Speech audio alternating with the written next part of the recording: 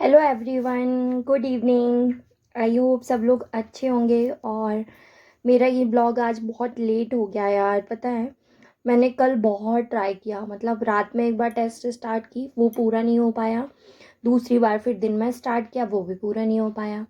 और इस बार ऐसा हो रहा था ना, मैं सत्यादि का दे रही थी और विनर्स का देती तो ठीक रहता कि चलो एक सेक्शन का हो गया, उसको सबमिट करके नंबर देख लिए, दूसरा का दे दिया। लेकिन इस बार मैंने सोचा सत्यादि का एक दो बार दे रही हूँ तो पहले उसका दे दूँ, फिर विनर्स का देखूंगी।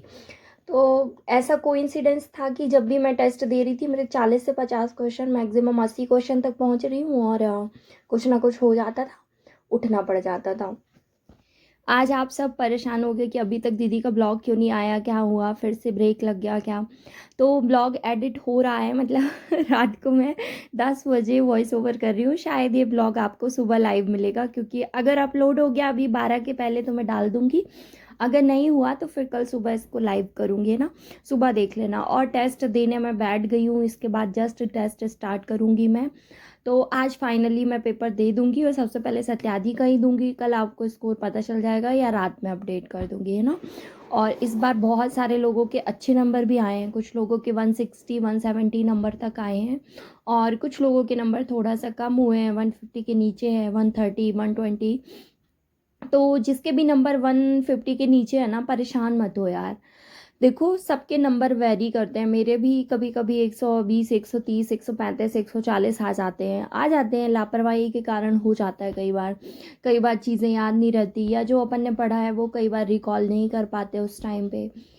तो बहुत सारी चीज़ें रहती हैं यार। ज़रूरी नहीं है अपन जब टेस्ट दे रहे हैं तब अपना ब्रेन एकदम फ्री हो, अपन एकदम रेडी हो। आप ये देखो ना, अपन टेस्ट देते हैं, अपने चारों तरफ का माहौल वैसा रहता है।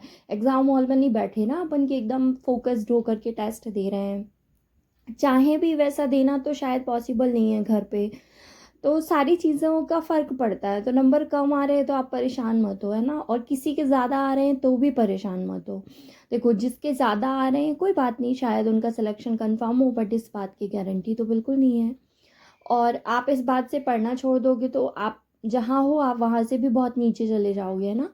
तो इससे बेटर क्या है कि आप रिवाइज करते रहो, आप आराम से पढ़ो, थोड़ा टाइम दो चीज़ों को।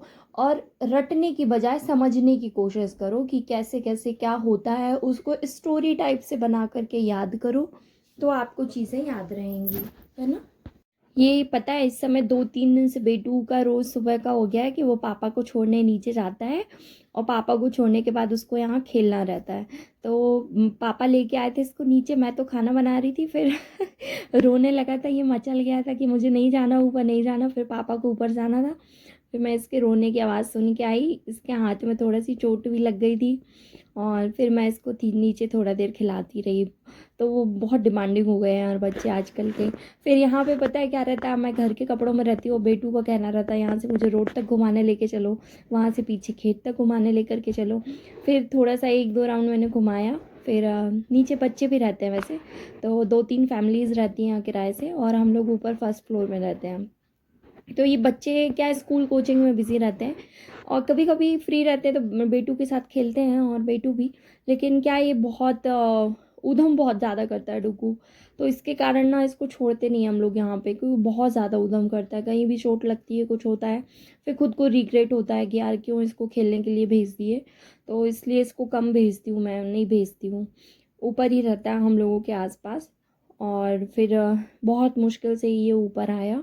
जब ऊपर आया तब इसको फिर यहाँ बिठाला और फिर मैं रोटी सेक रही थी। कभी कभी बहुत परेशान करते हैं बच्चे यार, कभी कभी नहीं करते हैं और कई बार बहुत ज़्यादा कर देते हैं। या इस समय विनर्स की क्लास में नोटिस किया कि तुम लोगों ने कि क्वेश्चन थोड़ा अलग अलग ही जा रहे हैं। विनर्स की क्लास में पता नहीं कहाँ से क्या क्वेश्चन ला रहे हैं, एकदम बहुत ज़्यादा डिटेल में, बहुत ज़्यादा डीप में पढ़ाने की कोशिश कर रहे हैं। और वैसे अब पता है टाइम इतना ज़्यादा है ना, मतलब सिलेबस सबका पूरा हो गया है।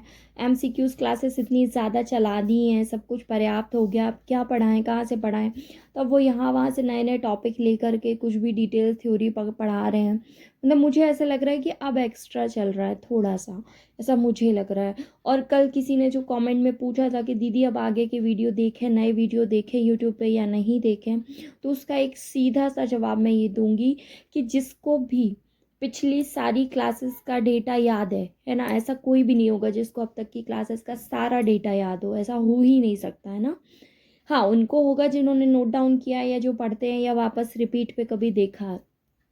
एक बहुत अच्छा आइडिया देती हूँ आपको कि अगर आपके नंबर 55 में से, पोषण स्वास्थ्य की बात कर रही हूँ, 55 में से आपके नंबर 45 प्लस आ रहे हैं, तो आप कोशिश करो कि पिछली सारी क्लासेस को एक बार और देख लो। नई क्लास आप देखना हो सकता है आप बंद कर दो, नई क्लास देखना, पिछली सारी क्लासेस को आप एक बार रिवाइज कर लो, है ना।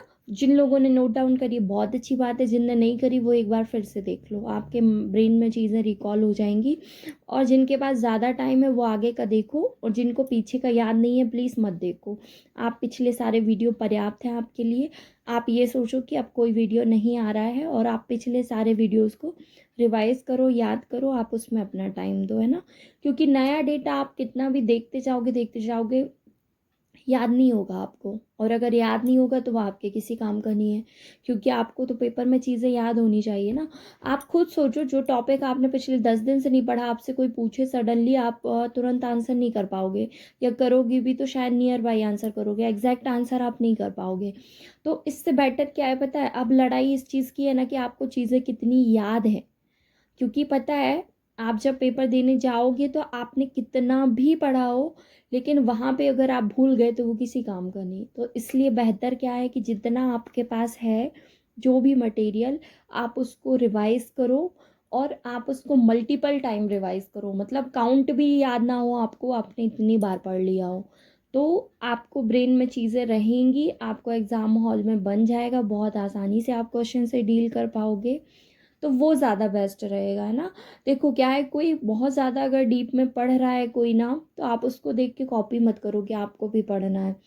बहुत ज़्यादा टफ क्वेश्चन जो आएंगे 200 में से शायद 20 क्वेश्चन आएंगे जो कि बहुत ज़्यादा टफ होंगे, आउट ऑफ द बॉक्स होंगे, वो शायद कोई पिक नहीं कर पाएगा। 4 ऑप्शन में से आप 1 या 2 एलिमिनेट कर भी पाओगे तो आप एग्जैक्ट आंसर तक नहीं पहुंचते सकते, या प्रोबेबिलिटी बहुत कम है आपकी। तो उसके पीछे आप अपना बाकी का डेटा मत वो करो, है ना। मतलब जो आपका देखो 200 में से कम 100 क्वेश्चन तो ऐसे होंगे जो आप बिल्कुल वन शॉट में आप आंसर कर दोगे, है ना। उसके बाद जो 60-70 नंबर की लड़ाई है वो आपको थोड़ा सा उसमें धैर्य रखना पड़ेगा, आराम से आपको सोचना पड़ेगा, रिकॉल करना पड़ेगा, तब आप एग्जैक्ट आंसर लगा पाओगे। अदरवाइज़ वहाँ पे गलती करी आपने तो शायद आपका रुक सकता है, आपके नंबर कम हो सकते हैं। ये मेरे साथ भी है, इवन मैं खुद के लिए भी यही चीज़ बोलती हूँ और फॉलो भी करती हूँ। मैं नई क्लासेस अभी नहीं देख रही हूँ, है ना। देखती भी हूँ तो मैंने खुद को ये बोला है कि मैं एक क्लास पुरानी ज़रूर देखूँगी, चाहे वो कोई सी भी क्लास हो, क्योंकि रिवीजन बहुत ज़रूरी है, बहुत ज़्यादा ज़रूरी है। हो सकता है आपको सारी चीज़ें याद हो। देखो मेरे साथ, मैं बहुत अच्छे से पढ़ती हूँ उसके बाद भी मुझे कई बार याद नहीं होता। जैसे बैक्टीरियल डिसीज़ है, कई बार आप बैक्टीरिया का नाम आपके दिमाग से निकल जाता है, सडनली निकल जाता है, आपको बहुत अच्छे से पता है उसके बाद निकल जाता है, कैसे निकल गया। तो हो जाता है ना, तो आप थोड़ा सा फोर्स करोगे अपने माइंड को, ब्रेन को, तो आपको याद आ जाएगा। लेकिन वो याद तब आएगा जब आपने उसको पढ़ा होगा, बार बार पढ़ा होगा। अगर आपने उसको 1-2 बार पढ़ के छोड़ दिया है तो वो आपको याद नहीं रहेगा। ठीक है, तो आई होप सबको समझ में आ गया होगा, और फिर मिलते हैं कल। और मैं अभी जा रही हूँ टेस्ट देने, तो अगर रात में टेस्ट दे पाती हूँ सक्सेसफुली तो आपको नंबर शेयर करती हूँ, और फिर मिलते हैं कल के ब्लॉग में। तब तक के लिए बाय बाय।